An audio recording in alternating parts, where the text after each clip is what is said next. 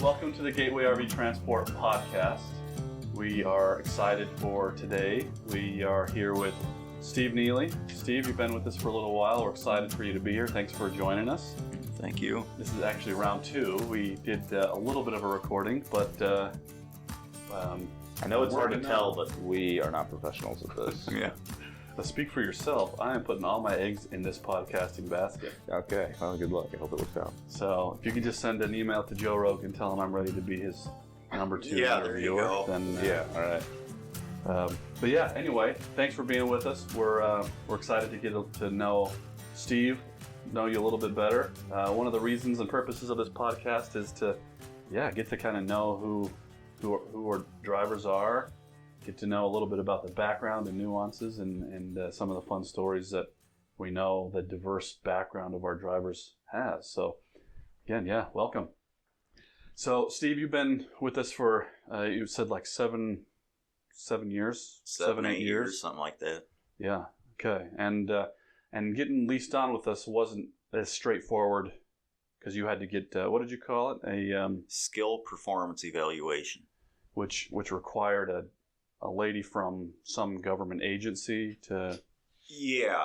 As well as all sorts of medical paperwork and doctor sign off. And it was kind of a nightmare, to be honest. But, like any federal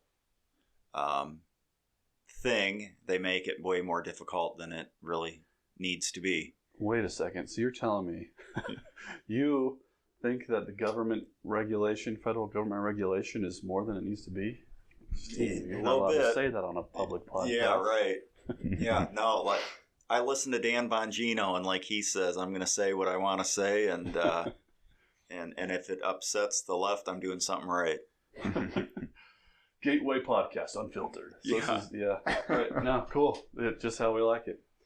So we want to get into a little bit of your experience RVing because it's going to be a little bit different than most RV transporters, but we'll get into that, I think, through the progression of kind of your story. So if you don't mind, just give us a little bit of your personal background, where you're from, family dynamics growing up. All right. Grew up in what used to be a little town called Sugar Grove. That's in northern Illinois, about a little over an hour straight west of Chicago. It was a little farm town community. It's much bigger now. Let's see, I grew up in the same house until I was 15, and then Mom and Dad bought another house about a quarter mile away on the other side of 47. The town's divided by State Highway 47, and I grew up on the west side, and they bought a bigger house on the east side. Moved there when I was 15, and they're still there to this day. They got married when my mom was right out of high school, and they're still married. Yeah, that's awesome. And then you worked with your dad's business, right? Yes. I started working for my old man when I was 16. The summer before my senior year. I don't know if it was before my junior year of high school. Either way, I started working one of the summers for my old man. He owns a water well drilling business. I'm either 6th or 7th generation well driller. Wow. So, on my dad's side of the family, it's what they've done for forever. I'm 6th generation stupid. I was doing that. I did it full time after high school, full time over the summers. My senior year of high school, I graduated at semester, and the semester I was there, I was only there half a day. And then I would, after that half day, go work for Dad. Mm-hmm. I pretty much been doing it full time since I was 18. And then when I was 22, I joined the local fire department and realized I really enjoy doing that. Got my EMT license and then enrolled in paramedic class and was taking other fire department classes. And my thought process was get full-time in the fire service. It's 24 hours on, 48 off. On the 48 off, I could still work for the old man on the back of the drill rig, which I absolutely loved. And it was orientation day for paramedic class. Actually, the morning after, the night after, I got into a motorcycle accident. So that forced me off of the drill rig and forced me away from actively running calls on the fire department. I remained on the fire department because I was in charge of public functions such as we had an Easter egg hunt, a pancake breakfast, certain other fundraisers and whatnot. So I was the head of the Ways and Means Committee, so I stayed on the fire department. I maintained my EMT license for a number of years and then eventually became the chaplain of that fire department. And as of just the last year, I hung it up at the fire department just based on never being home. That's the one downside to the, and I guess it depends on how you look at it. It's an upside because you get to see so much, but on the downside, it's hard to have other things going on at home. Mm-hmm. And my thinking is if you can't do something 100%, don't do it. So I hung it up at the fire department, just not being around enough, and they deserve, it's a real good bunch of guys and gals, and they deserve a chaplain that can be there for them. I just, I couldn't give them the time that they deserve. So you're today, and clearly then too, a man of faith. Have you always been like that? Not really. In middle school, I was involved with going to youth group and all that, and I gave my life to Christ. And then, and this isn't an excuse, it's a fact, as most young people do, as they get into high school and beyond, I walked away. And I firmly believe God used my motorcycle accident as the foot up my hindquarters that I desperately needed to get my attention that, hey, man, you forgot about me. And the frustrating thing is the chaplain we had on the fire department was working on me hard before I was paralyzed. And hindsight, I should have listened to him, so it didn't take what it took to get my attention. However, I'm about as stubborn as any mule out there. And so Christ, I firmly believed, used paralysis to get my attention. And it worked. So I redevoted my life to Christ. And, like anybody else, I still have my struggles. None of us are perfect, but Christ laid down his life for people like me, people like you, people like you listening. So yeah. So for everybody who is listening, and if they haven't met Steve, because you met a lot of the drivers, and a lot of drivers know who you are, but they can't see that you're in a wheelchair. They've probably put together that you're paralyzed because of your motorcycle accident. Yeah. And you were 22? Yep. Okay. And No, I was 23. I'm sorry. Right. I was 23. Still, so very young, and you broke a whole bunch of stuff in that accident. You were saying. Yep. Go big or go home. 100%, right? Is that what? Yep. You're not going to do it 100%. Yep.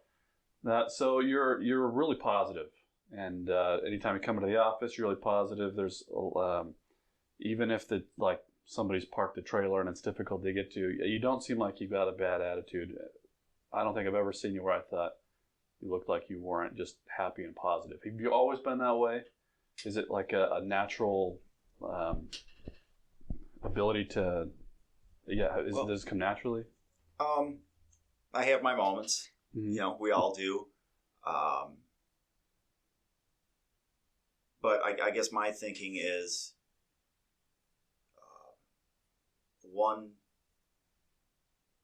can be as happy or as miserable as they want to be. Mm-hmm. It's all perspective, and I choose to not be miserable. You know, like I said, I have my moments. We all do. You get down. But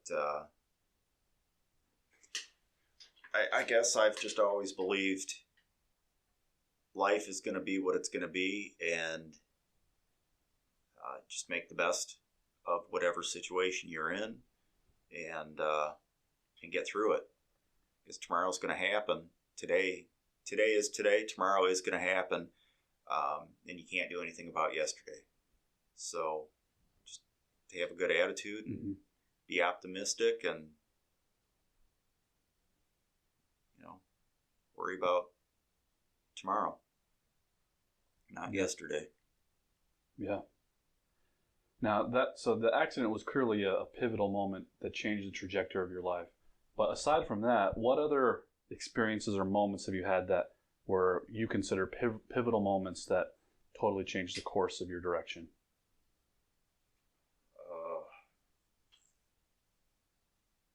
Boy, I really don't know. How about or people in your life that have had a dramatic influence that helped shape kind of who you wanted to be or the direction you wanted to go? Well, clearly my dad. Mm-hmm. Working for him, he taught me a lot, and not even just work-wise. He taught me how to be a good man, and he's very selfless and a very hard worker. Both my parents are hard workers, but I think me being a male, with certain things, your father influences who you are more than your mother. And then that's not to say anything bad about my mom, because she's an amazing woman. But I worked right next to my dad for a number of years, and have looked up to him for as long as I can remember. So he's had a huge influence. My cousins, Jim and Jason, are solid Christian men, and I've got a great relationship with both of them, and I have my whole life. So they've undoubtedly influenced certain aspects of my life.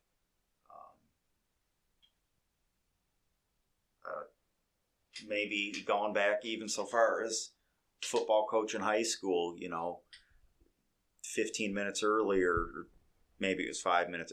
Either way, early is on time. Instilled that in me. So I'm the guy that if I'm supposed to be somewhere at 8 o'clock, I'm there between 7:30 and 7:45. Mm-hmm. So I don't know. I guess it depends on how deep you want me to look as to who's influenced me. But I think, some people influence you in smaller ways and others in bigger ways. The chaplain of the fire department, when I first joined, was a big influence. He was an amazing man. He's since passed. Yeah. So this is a little bit of a change. So you started doing this about 8 years ago. What are some of your favorite things that you've seen? Favorite places things you've that I've been? seen. Oh, boy.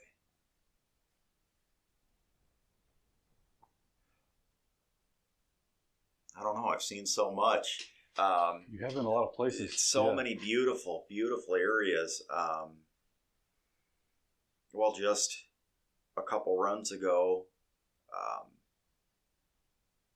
I was out in Washington. I forget the name of the town, but it was not real far from Mount Rainier.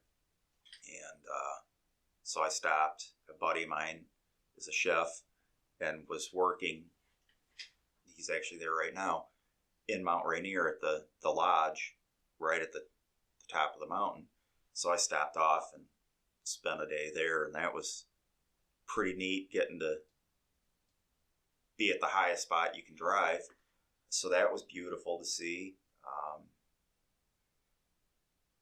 Well, that Justin, the place, Kalispell, Oh yeah. that you had talked about before, I went up there once and had to go right through the bottom of Glacier to get there.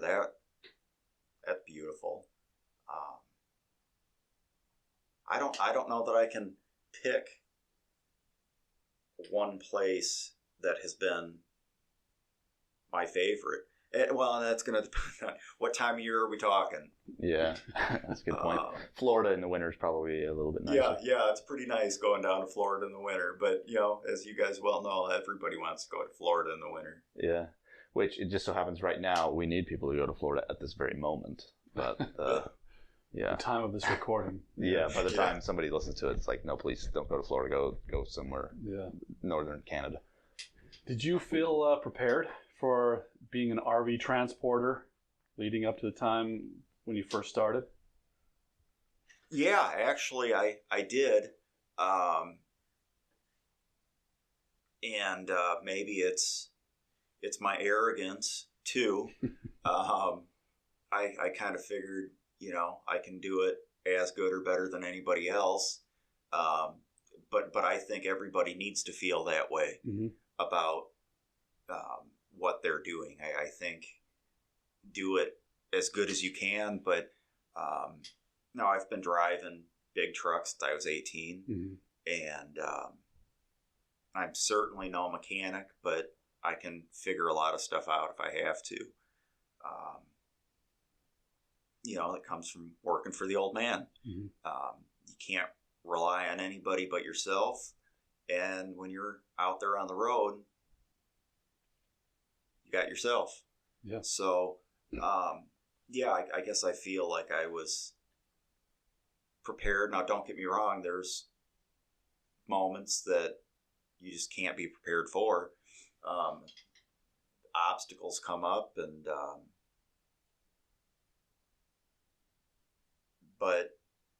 but yeah, no, I felt like I was fairly prepared, and driving bigger trucks for as long as I did, I guess I felt more prepared than your average guy because, if you can drive a big truck, my thinking was, what's pulling an RV? However, it is totally different. But yeah, long answer turned to short. Yeah, I was prepared. What are some tips and tricks and skills that you've learned that would be helpful for somebody just starting out to know? If it's freezing rain, pull over. No, I had to learn that one the hard way. Don't be afraid to pull over, though. Seriously, be it if it's high wind, just wait it out. The weather will pass. Be patient with other drivers, which I have to tell myself that one every day. That's one of the struggles I face. It's probably a good thing there's not a microphone in my truck or in my brain to hear what I'm saying to myself about some of the other glorious people on the road. But no, really, there's a lot of super nice people that you meet. But I guess for the new drivers, I would say be prepared for the worst, because things are going to happen. Breakdowns happen. If you're heading out west, there's certain spots, make sure you got plenty of fuel. Mm-hmm. Fuel stops are few and far between. Boy, I don't know. I don't know what pointers I would have. And something else I'm not great about, though, that I should probably be better is stop and enjoy where you're at once in a while. I've only done that a handful of times. I should do it more. And not only take in where you're at, but take in the people. I'd never realized the diversity in this country of people, but there's a lot of good people out there, as you guys probably see as you guys run units places. A lot of good people, a lot of weird people. Yeah. But it's a skill being able to interact with all types for sure. So you've been doing this for 8 years. Mm-hmm. Hopefully that's an indicator that you like it. Why do you like doing this? Why have you stayed doing this for so long? Well, for starters, because I can do it. Also, I really enjoy the people. I really enjoy this company, you guys. I enjoy that I'm not a number. I feel like I'm appreciated, and not just me, but all the other drivers. I enjoy being on the road with my dog. I enjoy what I get to see. Enjoy meeting different people. Most days, they're like any job. There's days that you think, "What on earth, am I doing here?" When you've sat in a hotel for 4 days because the snow just won't stop, and they got the Donner Pass shut down, so you're sitting there in Reno, wondering, "Am I ever going to make it to California?" Gambling all your money away. Oh yeah, right. Yeah. Now you can only eat so many hot dogs at the little diner downstairs, and but I think any job, you got those moments. But yeah, no, I thoroughly enjoy doing this, like the people. And how many other jobs do you get to be with your best friend? Be it your dog, all day. Mm-hmm. So it's pretty cool. How long have you had Bocephus? Got him when he was 2 months old, and he'll be 7 in November, so okay. 6.5 years. Yeah, okay. Well, because, probably if you don't see Steve around, you might see Bocephus out in the yard sometime. Oh, yeah, he's always with me, that's for sure. Yeah. I've been, several times I go to a dealership and say, "You don't have a dog?" It's like, you're the first driver I've had delivered that didn't have a dog with you. So, yeah, everybody's... They're good company. Yeah. What do you listen to when you're on the road? Levin, Bongino, Will Kane, their podcasts, and I like country music a lot. Like a lot of the older country. Hence the name of my dog, Bocephus, after Hank Williams Jr. But yeah, typically I'm kind of boring. Listen to my talk radio via podcast now. Mm-hmm. Instead of having to listen to a 3-hour radio show, you can get it all down to about 2 hours in a podcast form. Well, what does the next 5 years look like for you? Well, the next 5 years, hopefully buying a a different house.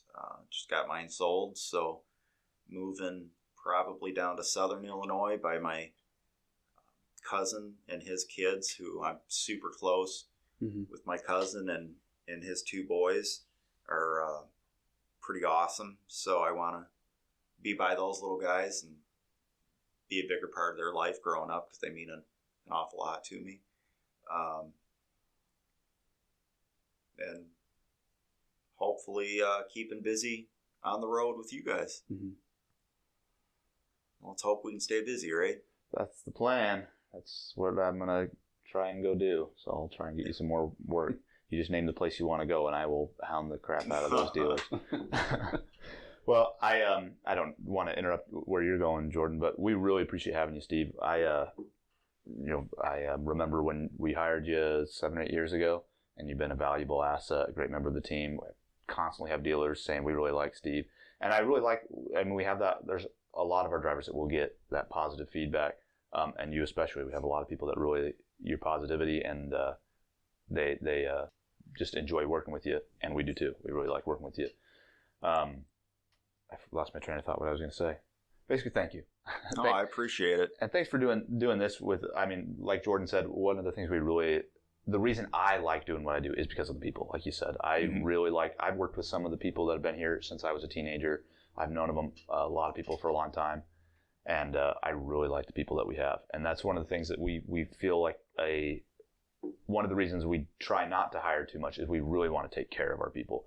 Sometimes we're able to do it better than others, and we've lost a lot of good people this year. But we want to say to you and anybody listening, thank you. My life is a lot richer because of the awesome people that I get to work with, and that definitely extends to you, Steve. But Jordan, I know, likes to finish. If you have other questions, we have the most important question. So just to tee that one up for you, Jordan, unless you have others, I don't want to cut you off. No, that's a good one, because it is probably the most important question. Is what, Steve, is your favorite dessert? Oh, my favorite dessert. I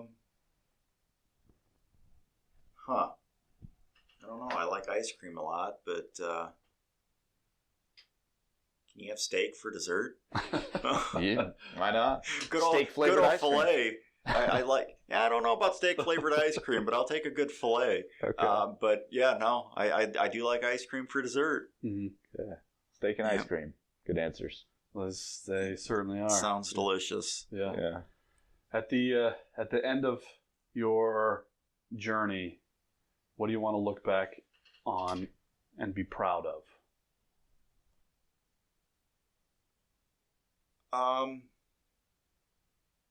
When you say end of journey, do you mean end of life's journey? Or... Yeah, I mean not delivery paperwork type of journey. Yeah. I'm most proud of the paperwork being turned in on time. I just want what do I want my legacy to be? Sure. I just want people to be like, he was a nice guy. He was a good guy. And I want people to know that I love my Lord and Savior. But yeah, I don't like people not liking. I just want people to think I was a good guy. Mm-hmm. But I think that's probably what everybody wants, no? Yeah. Okay. I don't know if that's what people want. Jordan's going to have a lot to overcome for. Got a long way to go. No, yeah, right. Yeah, I think. Yeah, like for me, I want to enjoy the journey of life, and so that's my things that I had a good time, and I wasn't too miserable to be around. Hopefully, I have to set the bar a little lower for myself than because I have a lot of obstacles to overcome with all the people that dislike working with me. But yeah, that's a good mission. I mean, it would be nice to leave bags of money behind, but I would just as soon be the guy that people remember as a good person than, boy, that guy, man, he left behind a lot of money, but boy, what a prick he was. You know, first of all, I'll never have bags of money to leave behind, so I would just be the prick then. And so I definitely don't want that. Yeah. Yeah, good call. Well, the people that I know that know you, you're a pretty good guy. So doing a good job as far as that, like, major life goal. I don't know. I guess a concern. But thanks for being here. Thanks for doing the podcast with us. Yeah, thank you guys. We enjoy the times that you get to swing by, see Bo, see Steve. Yeah. Yeah, everybody remembers the dog. Yeah. Yeah. I think it's easier. I wonder why. I mean, I think it's easier to have a connection with the dog as opposed to, because it's, I don't know. Maybe I don't want to go too far down this philosophical route, but there's just no judgment there, right? And so it's easy for people to kind of let down their guard, to kind of get at their level and just kind of feel a connection that is separate from what are they thinking about me, what, like, my insecurities or whatever. I think that's what's beautiful about a dog. I'm thinking a lot about dogs recently. You thinking about getting a dog? Yeah. You know, I just called into the bank the other day to transfer money from checking to pay off my credit card. And the gal says, "Hey, do you go to the American Legion in Sugar Grove once in a while?" And I said, "Yeah, actually I do." And she says, "I thought so. I thought that was you. I've seen your dog in there before." And I said, "Oh, sure." She doesn't remember me, but she remembers my dog. Yeah. So, yep. People always remember the dumb dog. Well, I did have a question. I know the answer to this, but I know there will be people wondering about the logistics of driving. So you're paralyzed from the chest down. Yeah. So could you explain a little bit how driving works when it's all hands? Yep. I've got a lever rigged up to the throttle and the brake, and I pull down for throttle and push forward for brake. And then, since I'm operating fuel and brake with one hand, I've got a necker knob, as the old boys call it, spinner knob on the steering wheel to turn. My cap raises up, and a crane comes out that I hook up to my wheelchair to load the wheelchair in, and then the cap closes to keep everything dry. Mm-hmm. So, like I tell people, it's a good thing there's people. It's a good thing God made people smarter than myself to design stuff like that. Yeah. And that's so getting in and out of the truck, it takes, how long does that take? Probably 5 minutes. Yeah. And I think, and then like the hooking up process, how long does the whole hooking up a trailer take? By the time I do my entire pre-trip and get hooked up, around about an hour. Okay, yeah. Battery hooked up, I usually figure I'm spending about an hour out there. Yeah, which really is probably what anybody should be taking, for the most part. So you're should be or are? Well, should be. I don't know. It depends. Probably a lot of stuff that we should be more thorough about checking, but we don't. But yeah. That's for another time. The compliance. We'll let Greg get on everybody's case about not checking everything. Yeah. Well, I don't have anything else. Yeah. Do you have anything else you want the masses, the world to know, Steve? Because the whole world will be listening all to 5 this. people that listen to this. What do you want them to know? No, I can't really think of anything else. All right. And I'll give you that $5 I said I'd give you if you gave a big plug for how great we are. Yeah. And said before. Yeah. No, I appreciate y'all asking me to do this, and yeah, you guys should see the setup they have here. It's not too bad. It's no golden EIB microphone, but we're getting there. But no, not a bad little setup. As soon as we get Spotify to offer us to buy us, then we'll start. Yeah, then we'll really. Yeah. Which, for those listening, we'd like to have you on. I mean, we want to have everybody on eventually that's willing to. I get not everybody is comfortable with it, but it's not that bad, right? Talking into a mic. No, this was nice. Okay. Well, thank you. Thanks, Steve. Yeah. Yep. Yeah. Thank Thanks you. a lot. And where are you headed now? Minnesota. Okay, Minnesota. All right. Yeah. Yep. All right. Well, thank you. Thanks for everybody listening, and get you next time.